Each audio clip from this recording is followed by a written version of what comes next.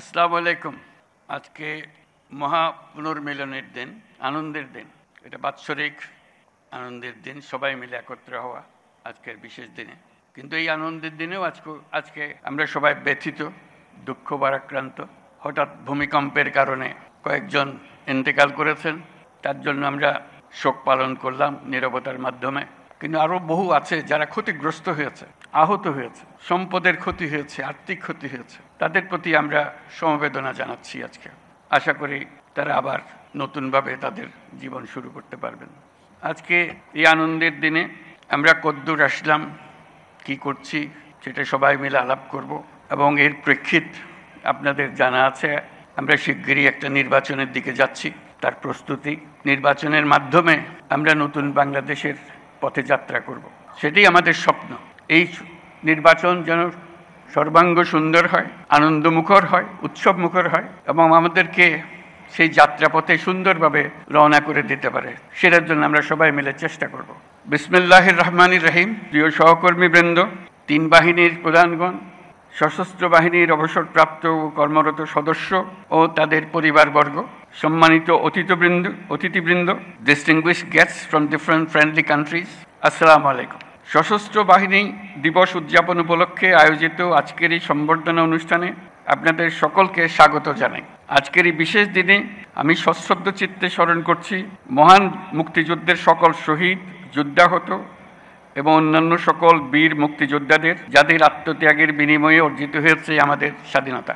একই সাথে আমি শ্রদ্ধা জানাচ্ছি 2024 সালের জুলাই আগস্ট মাসে ছাত্র জনতার অভ্যুত্থানের সকল শহীদ, আহত এবং অংশগ্রহণকারী সর্বস্তরের মানুষের প্রতি, যাদের দুঃসাহসিক আত্মত্যাগ আমাদের দেশ পুনর্গঠনের একটি নতুন সুযোগ সৃষ্টি করে দিয়েছে।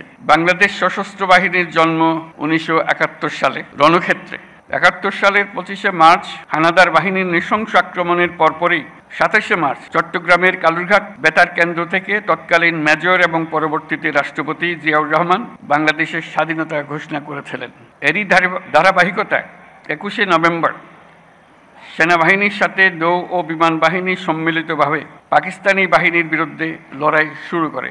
এই কারণেই 21শে নভেম্বরকে মুক্তিযুদ্ধের একটি মাইল ফলক হিসেবে গৌরবের সাথে পালন করা হয়। আজকে সেই 21শে নভেম্বর।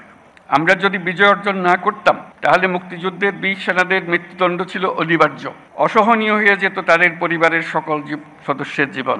মুক্তিকামী সেনা, নৌ ও বিমান বাহিনীর অকুতভয় বীর সেনানীরা জীবনের পরোয়া না করে, পরিবারের ভবিষ্যতের কথা চিন্তা না করে এদেশের স্বাধীনতা যুদ্ধে ঝাঁপিয়ে পড়েছিল। তারাই এদেশের আপামর জনসাধারণকে সাহস জুগিয়েছেন।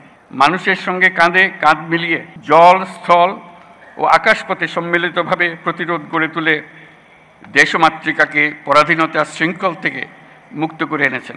মুক্তিযুদ্ধকে বেগবান এবং সুসংগঠিত করার লক্ষ্যে তখন বাংলাদেশ ফোর্সেস গঠন করা হয়েছিল, যার অধীনে 11টি সেক্টরে বিভিন্ন দেশের বিভিন্ন অংশ থেকে আসা মুক্তিযোদ্ধাদের সামরিক প্রশিক্ষণের পাশাপাশি গেরিলা প্রশিক্ষণ দেওয়া হয়।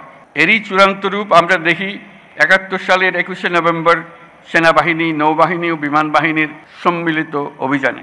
পাকিস্তানি সৈন্যদের বিরুদ্ধে এই যৌথ অভিযানেই 1971 সালের 16ই ডিসেম্বর বাংলাদেশের স্বাধীনতা সংগ্রামের চূড়ান্ত বিজয় এনে দিয়েছিল। 71-এর মুক্তিযুদ্ধে আমাদের সশস্ত্র বাহিনীর অবদান বাংলাদেশের ইতিহাসে স্বর্ণাক্ষরে লেখা থাকবে। সশস্ত্র বাহিনীর প্রিয় সদস্যবৃন্দ, দেশের স্বাধীনতা সার্বভৌমত্ব রক্ষার পাশাপাশি দেশ গঠন ও জাতীয় দুর্যোগ মোকাবেলায় আপনারা সর্বদাই জনগণের পাশে থেকে কাজ করে যাচ্ছেন। 2024-এর ছাত্র জনতার অভ্যুত্থান ও চলমান দেশ পুনর্গঠন ও সংস্কারের কাজেও সশস্ত্র বাহিনী বরাবরের মতোই মানুষের পাশে দাঁড়িয়ে অব্যাহতভাবে দেশের মানুষের আস্থার প্রতিদান দিয়ে যাচ্ছে। আমি বিশ্বাস করি, গণতান্ত্রিক ও নিয়মতান্ত্রিক নেতৃত্বের প্রতি অনুগত বাংলাদেশ সশস্ত্র বাহিনী তাদের পেশাগত দক্ষতা ও দেশপ্রেমের সমন্বয়ে দেশের জন্য ত্যাগ ও তৎপরতার এই ধারাবাহিকতা অক্ষুণ্ণ রাখবে। বাংলাদেশের গণতান্ত্রিক উত্তরণে আসন্ন নির্বাচন একটি গুরুত্বপূর্ণ অধ্যায় হিসেবে বিবেচিত হবে। আমার সুদৃঢ় বিশ্বাস, এটি নির্বিঘ্ন ও উৎসবমুখর নির্বাচন হবে। এর আয়োজনে সশস্ত্র বাহিনীর সদস্যগণ দক্ষতা ও পেশাদারিত্বের সাথে এই মহান দায়িত্ব পালন করবে। একটি শান্তিপ্রিয় জাতি হিসেবে আমরা সকল বন্ধু রাষ্ট্রের সঙ্গে সম্মানজনক ও শান্তিপূর্ণ সহাবস্থানে বিশ্বাসী। তথাপি যে কোনো আগ্রাসী বহিঃশত্রুর আক্রমণ থেকে দেশের সার্বভৌমত্ব রক্ষার জন্য আমাদেরকে সদা প্রস্তুত ও সংকল্পবদ্ধভাবে থাকতে হবে। এই লক্ষ্যে আমাদের সেনা, নৌ, বিমান বাহিনীর আধুনিকায়ন, সমরাস্ত্র আহরণ ও উৎপাদন, উন্নত প্রশিক্ষণ এবং উন্নত বিশ্বের সঙ্গে তাল মিলিয়ে বাহিনীগুলোতে যুগোপযোগী প্রযুক্তি প্রয়োগের সংযোজনের প্রয়াস জোরদার করা হয়েছে।